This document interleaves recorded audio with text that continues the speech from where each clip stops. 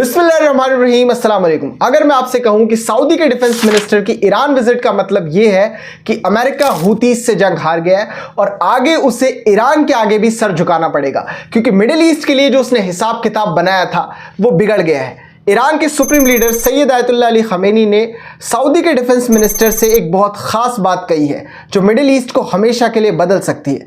कैसे middle east के बदलाव अगर कंटिन्यू रहते हैं तो ये अमेरिका के लिए एक बहुत बड़ा नुकसान होगा, और कैसे इस्राइल ने मिडिल ईस्ट में जो खुद को सबसे ताकतवर बनाए रखने के लिए प्लान बनाया था वो भी तबाह हो जाएगा। वो प्लान क्या था, कैसे धीरे धीरे करके ईरानियन डिप्लोमेसी उसे जड़ से काट रही है, इन सारी बातों को हम एक एक करके समझेंगे। लेकिन सबसे पहले समझते हैं कि सऊदी और ईरान के बीच में चल क्या रहा है। सऊदी के डिफेंस मिनिस्टर प्रिंस खालिद बिन सलमान एक हाई लेवल डेलीगेशन के साथ ईरान विजिट करते हैं। वहां वो president Masoud Pezeshkian, Iranian defence minister Aziz Nasirzadeh, chief of staff of the arm forces Mohammad Bagheri और सुप्रीम नेशनल सिक्योरिटी के सेक्रेटरी अली अकबर अहमदिया, इन सारे लोगों से मुलाकात करते हैं। और आखिर में वो मुलाकात करते हैं ईरान के supreme leader Syed Ayatollah Ali Khamenei से।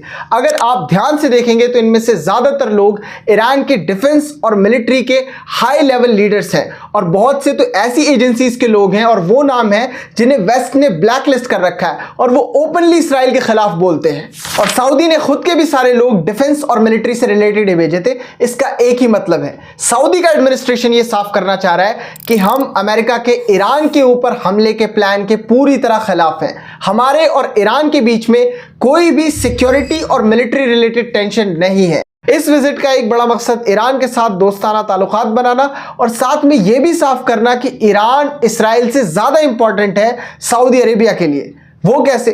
क्योंकि वेस्ट ने बहुत कोशिश की सऊदी के साथ मीडिएशन करके इस्राइल के साथ रिलेशंस को नॉर्मलाइज करने के लिए, लेकिन ऐसा पॉसिबल नहीं हो पाया है।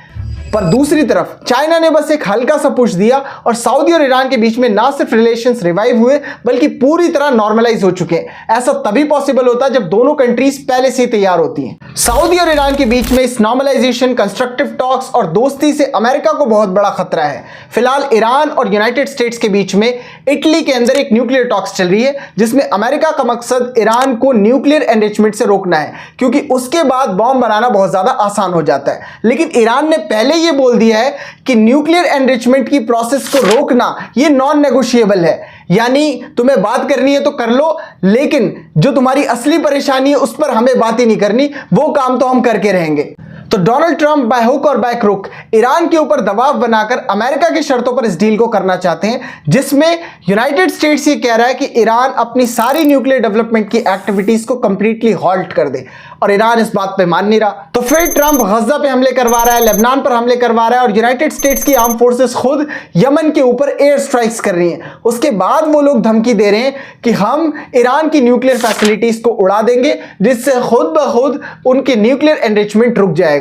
तो इससे अच्छा यह है कि आप हमारी बात मानकर डील कर लो। ये एक अच्छा खासा तरीका था प्रेशर बनाने का, लेकिन वो ईरान के ऊपर नहीं काम करेगा, क्योंकि फिलहाल अमेरिकन के बस की नहीं है कि वो ईरान के ऊपर हमला कर दें। इसे मैं आपको बहुत अच्छे से इस वीडियो में एक्सप्लेन कर चुका हूं, लेकिन इसमें मदद की जरूरत थी बाकी अरब स्टेट्स की। अगर ये इनकी हाँ में हाँ मिलाते तो ये धमकी बहुत रियलिस्टिक साबित हो जाती। पर अब इन्होंने ईरान जाकर क्लियर कर दिया कि भाई हम ईरान पर हमले के सपोर्ट में नहीं है, ना इसमें तुम्हारी मदद करेंगे। सऊदी ने अपना डिफेंस मिनिस्टर ही भेज दिया और यूएई ने मना कर दिया अमेरिका को कि हम ईरान के ऊपर हमले के सपोर्ट में है ही नहीं। अब इससे यूनाइटेड स्टेट्स की जो रियलिस्टिक धमकी थी वो खराब हो चुकी है। बाकी मिडिल ईस्ट का भी यही रद्द अमल है। अब इससे होगा क्या? इससे अमेरिका का खेल बिगड़ेगा, क्योंकि वो दो सिनेरियो बना रहे थे ईरान के ऊपर प्रेशर बनाने के। पहला ये था कि उन्हें हूतीस के खिलाफ एक ओपन वॉर चाहिए, जिसके लिए वो मदद लेने वाले हैं सऊदी, यूएई और यमन के अंदर गवर्नमेंट फोर्सेस की, फिर अमेरिका की फौज। ये चारों लोग एक साथ मिलकर हुदैदा पोर्ट को एक स्ट्रेटजी के तहत ले लेंगे, जिसमें ग्राउंड से एक बड़ा हमला होगा और अमेरिका ऊपर से एयर स्ट्राइक्स करेगा। हुदैदा पोर्ट ले लिया जाएगा, हूतीस की डोमिनेंस रेड सी में खत्म हो जाएगी और इससे ईरान कमजोर होगा। ये इनका प्लान था। लेकिन सिर्फ धमकी कि सऊदी और यूएई हमारे साथ हैं, इसलिए तुम हमारे साथ न्यूक्लियर डील कर लो वरना आगे तुम्हें दिक्कत होगी। लेकिन सऊदी और यूएई ने पहले इस बात को क्लियर कर दिया है कि ना तो वो यमन के ऊपर हमले का कोई प्लान बना रहे हैं और ना ही इस वक्त जो उनके ऊपर हमले हो रहे हैं उसमें कोऑर्डिनेट या कोऑपरेट कर रहे हैं। ये बात दोनों ने साफ कर दी है।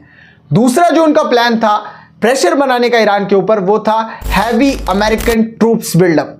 यानी कि अगर अमेरिका के 40,000 फौजी फिलहाल पूरे मिडिल ईस्ट में मौजूद हैं तो इनकी तादाद को बढ़ाया जाए, वो अमेरिका से और फौजी भेजे और इन्हें बढ़ाकर 40,000 से 1 लाख, 1.5 लाख या 2 लाख कर दे। अब इससे क्या होगा, ईरान के ऊपर दबाव पड़ेगा कि एक तरफ ये हमारी न्यूक्लियर फैसिलिटीज को उड़ाने की धमकी दे रहे हैं और दूसरी तरफ लगातार अपनी फौज को बढ़ा रहे हैं। फिर वो ईरान के अंदर छोटे मोटे टेररिस्ट अटैक्स करवाता, उसके बाद वो अपने पिट्ठुओं से प्रोटेस्ट ऑर्गेनाइज करवाता ईरान के अंदर ही, इससे ईरान के ऊपर प्रेशर पड़ता। लेकिन फिर इस विजिट से क्लियर है कि ऐसा कुछ नहीं होने जा रहा। सऊदी ईरान के साथ टेंशन बनाएगा ही नहीं, इसलिए वो बिल्डअप्स भी नहीं करवाएगा।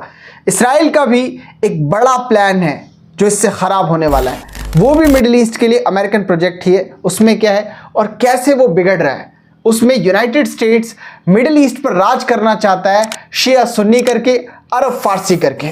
इसमें अमेरिका ब्रेन वॉश करता मिडिल ईस्टर्न अरब कंट्रीज का, उन्हें अपने साथ लेता, ईरान का विलेनाइजेशन करता कि देखो तुम अरब सो ये फारसी हैं, मुसलमान हैं तो क्या हुआ, तुम सुन्नी हो ये शिया है, ये तेजी से हथियार बना रहे हैं, ये न्यूक्लियर बॉम्ब बना रहे हैं, मिडिल ईस्ट में इनका इन्फ्लुएंस बढ़ता हुआ जा रहा है। अभी ईरान को नहीं रोका तो ये किसी दिन मिडिल ईस्ट को डोमिनेट कर जाएगा और फिर तुम्हारी जमीनों पर कब्जा करेगा। इसके पास इतनी ताकत ठीक नहीं। तुम एक काम करो, ये देखो इसराइल, ये तुम्हारी ईरान से हिफाजत करेगा, तुम किसी भी तरह ईरान के खिलाफ खड़े हो जाओ, अरबी फारसी के नाम पर, शिया सुन्नी के नाम पर, कैसे भी मगर खड़े हो जाओ। लो ये हमारे हथियार खरीद लो, इसराइल के हथियार खरीद लो, इसराइल के साथ डिफेंस टाइज बना लो, इसके साथ डील्स कर लो, फिर इसके भी मिलिट्री बेसिस अपनी कंट्रीज में बना लो। अब ये तुम्हारा ईरान के खिलाफ लीडर है, फिक्र मत करो, बस इसे बैक करो, ये ईरान को देख लेगा। फिर एक दिन तुम सब मिलकर मेरी यानी यूनाइटेड स्टेट्स की मदद से इसे हरा देना। एक उभरती रीजनल पावर, एक पुरानी सिविलाइजेशन और सबसे बड़ी चीज एक मुसलमान देश। उसे यूनाइटेड स्टेट्स अकेले नहीं हरा सकता था, लेकिन अगर वो मुसलमानों का ही साथ लेगा, मुसलमानों को मुसलमानों के खिलाफ खड़ा कर देगा, उसके बाद एक हद तक ये चीज पॉसिबल है और बहुत हद तक उसके लिए काम आसान हो जाएगा। आयरोनी की बात है, महज 2 साल में 1 लाख अरबों का कत्ल करने वाला देश फारसी मुसलमानों से अरब मुसलमानों को बचाएगा। एक अरब देश को खत्म करके उस पर कब्जा करने वाला देश अरबों को बचाएगा। जो भी है, यही था इसराइल का grand plan for the middle east. अरबों का लीडर बनके ईरान को काउंटर करना ताकि अमेरिका का इन्फ्लुएंस हमेशा के लिए मिडिल ईस्ट पर बना रहे। इस चीज को टैकल करने के लिए जो सबसे इंपॉर्टेंट चीज की जरूरत है वो ये कि मुस्लिम देश अपनी इंडिपेंडेंट पॉलिसीज बनाएं, वो दूसरों की पॉलिसीज पे ना चलें या किसी के ग्रैंड प्लान का छोटा सा हिस्सा बन के ना रहें जिनकी कड़ियों को जोड़कर वो कुछ बड़ा करने वाला है। उनके लिए जरूरी है कि अगर एक मुस्लिम देश का किसी दूसरे मुसलमान देश के साथ कोई टसल चल रहा है, उन्हें उसके साथ ट्रेड वॉर करनी है, मिलिट्री में कोई रेस करनी है, तो ये आपस में करो। इसमें किसी थर्ड पार्टी को या ग्लोबल पावर को लाकर ये अपना खुद का नुकसान करते हैं। सऊदी को अमेरिका की दोस्ती बहुत ज्यादा महंगी पड़ी है। और कैसी दोस्ती है, ना इन्होंने सऊदी को F-16 दिए, ना F-22 रैप्टर्स दिए, ना F-35 दिए, पैट्रियट्स भी बड़े लिमिटेड हैं, ना कोई प्रोडक्शन हाउस खोला कि यहां पर हथियार बन रहे हो, ना अपने किसी बड़े प्रोग्राम में सऊदी को शामिल किया। अगर तुम्हें इतना ही प्यार है तो इन्हें भी शामिल कर लो, इन्हें भी सिखाओ, इनके यहां भी प्रोडक्शन करो, इनको भी वो हथियार दो जिसकी इन्हें जरूरत है, तब तो जाकर लगेगा कि डील विन विन है। नहीं, वो सऊदी को समझते हैं कैश काओ, उनके पास पैसा खत्म होगा, वो सऊदी अरेबिया आएंगे, यहां गाय का दूध निकालेंगे और फिर उसे ले जाकर मार्केट में बेच देंगे। जो पैसा आया वो अपनी जेब में, ये इनकी स्ट्रेटजी है।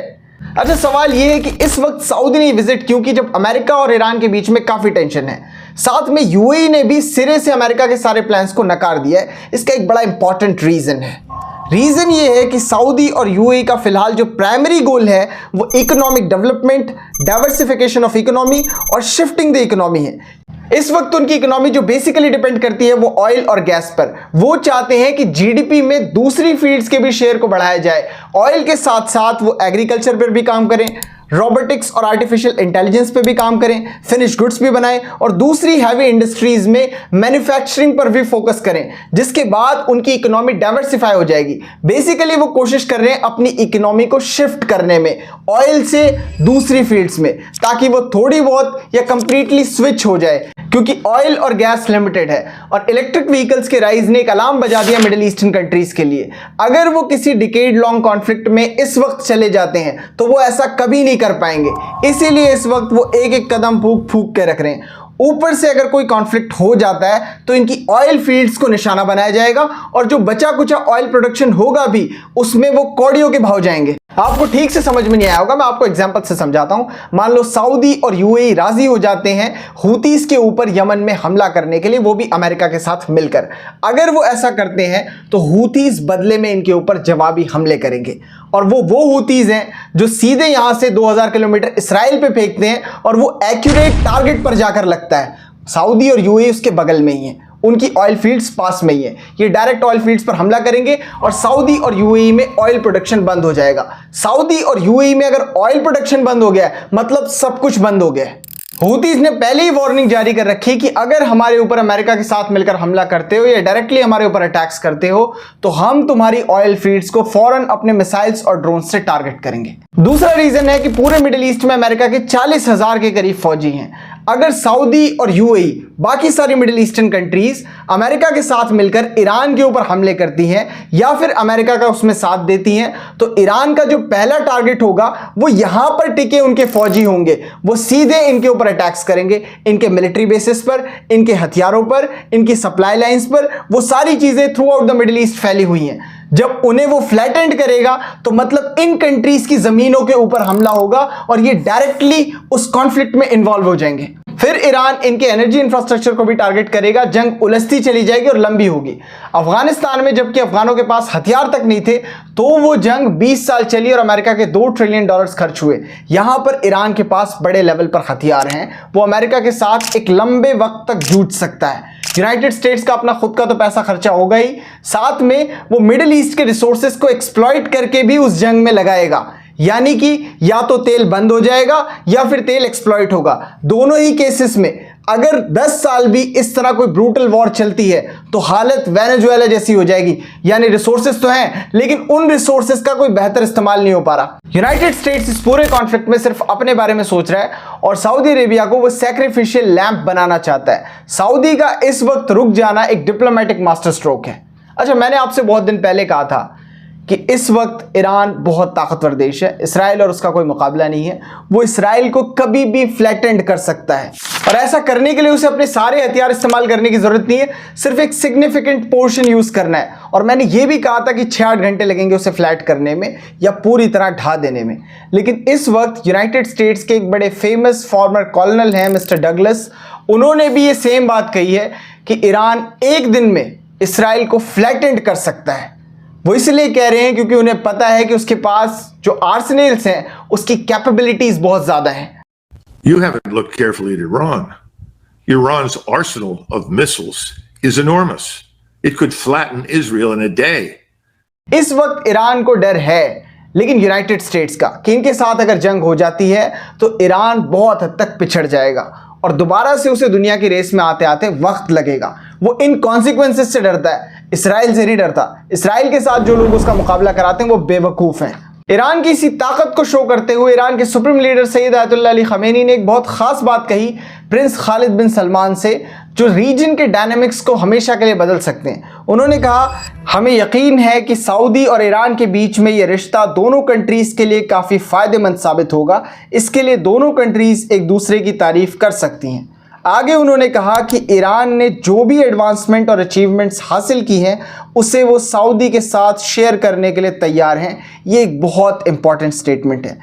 आगे वो कहते हैं इस खित्ते के दो भाइयों के लिए ज़्यादा बेहतर है कि वो एक दूसरे की मदद करें दूसरों पर डिपेंड रहने के बजाय। आखिर में वो कहते हैं दोनों कंट्रीज़ के रिलेशंस को एक्सपैंड होता देख इसके बहुत से दुश्मन हैं जो इसे बिगाड़ना चाहते हैं और हमें ऐसे हॉस्टाइल मोटिव्स को नाकाम करना होगा और हम इसके लिए तैयार हैं। अगर आपको उनका स्टेटमेंट समझ में ना आया हो तो वो कह रहे हैं कि इस रीजन में मिलिट्री, डिफेंस, सिक्योरिटी और इंटेलिजेंस की शेयरिंग की जाए, दोनों कंट्रीज एक दूसरे के ऊपर रिलाय हो। अमेरिकन का पीछा छोड़ दो, अगर हथियार चाहिए, मिलिट्री टेक्नोलॉजी चाहिए तो ईरान से ले लो। बवार है, कहर है, शाहिद है, मिसाइल्स हैं और दूसरी टेक्नोलॉजीज भी हैं। जैसे रशिया ले रहा है वैसे आप भी एक बार ट्राई करो। Even former president Sayyid Ebrahim Raisi के टेन्यूर में ईरान के atomic energy organisation of Iran के हेड मोहम्मद इस्लामी ने यह कहा था कि वो न्यूक्लियर डेवलपमेंट को रीजनल कंट्रीज के साथ शेयर करने को तैयार हैं। उसके बाद ईरान ने एक बार नहीं कई बार स्टेटमेंट को दोहराया है कि वो रीजनल कंट्रीज के साथ न्यूक्लियर डेवलपमेंट को शेयर करने और स्पेशली सऊदी अरेबिया के साथ तो बिल्कुल तैयार है। अब वो करें ना करें, लेकिन उन्होंने कह दिया है, क्योंकि इंटरनेशनली ये चीज़ें इतनी आसान नहीं होती कि इधर बोल दी उधर हो गई। हो सकता है बैलेंसिंग के लिए की जा रही हो, लेकिन अगर सऊदी अरेबिया के एडमिनिस्ट्रेशन के अंदर मैच्योरिटी होगी तो वो ईरान में अड़ंगा डालने के अलावा अपने न्यूक्लियर प्रोग्राम पर फोकस करेंगे कि अगर ये डेवलप कर रहे हैं तो हम भी करेंगे, हमें इनसे कोई मतलब नहीं, हम क्यों जाएंगे इनका रोकने।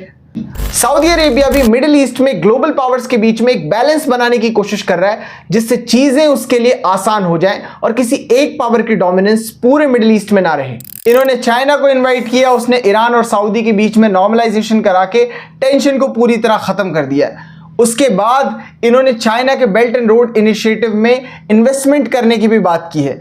इन्होंने ओपीईसी में रशिया के साथ भी बहुत सी डील्स की और डिफेंस डील्स भी कर रहे हैं, उनके साथ भी अपने रिलेशंस बढ़ा रहे हैं। अगर रशिया और चाइना का मिडिल ईस्ट में इन्फ्लुएंस पड़ेगा, मतलब यूनाइटेड स्टेट्स की पावर न्यूट्रल होगी, यानी कि एक बैलेंस बनेगा, जिसके बाद वो किसी भी कंट्री के ऊपर दबाव नहीं बना पाएगा मिडिल ईस्ट के अंदर। मुस्लिम वर्ल्ड और पूरी दुनिया में बैलेंस के लिए कुछ मुस्लिम कंट्रीज के पास न्यूक्लियर बॉम्ब होना बहुत जरूरी है। ईरान, सऊदी, तुर्की, मिस्र, नाइजीरिया, अल्जीरिया, सूडान और इंडोनेशिया, इन कंट्रीज के पास मस्ट है कि न्यूक्लियर बॉम्ब हो। अगर होगा तो मुस्लिम वर्ल्ड में और पूरी दुनिया में बैलेंस बनेगा। मैंने आपसे कहा था कि खालिद बिन सलमान ने ईरान में ऐसे भी लोगों से मुलाकात की है जिन्हें वेस्ट ने ब्लैक लिस्ट कर रखा है, क्योंकि वो ओपनली इसराइल के खिलाफ बोलते हैं। फिर से मीटिंग हुई है और उस मीटिंग में ही उन्होंने इसराइल के खिलाफ बोला है। वो कौन है? Chief of staff of the Iranian arm forces के हेड जनरल बगेरी। उन्होंने खालिद बिन सलमान से कहा कि दोनों कंट्रीज में अच्छे रिश्ते हमारे दुश्मनों में होपलेसनेस लाएंगे और हमारे दोस्तों में खुशी।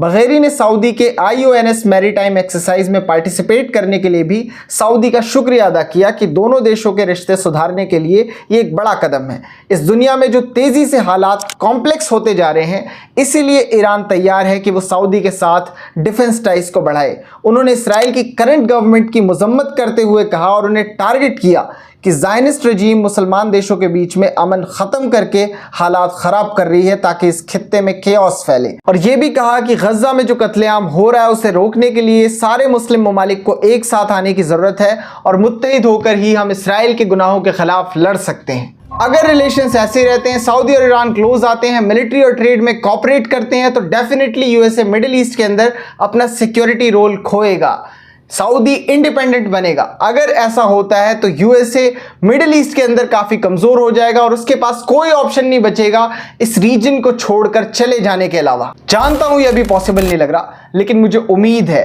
एक ना एक दिन ऐसा जरूर होगा जब मुसलमान देश अपने मसले खुद सॉल्व करेंगे और पहले की तरह अपने बल पर बात करेंगे। इस वीडियो में बस इतना था। वीडियोस को शेयर करें। Thank you so much for joining us.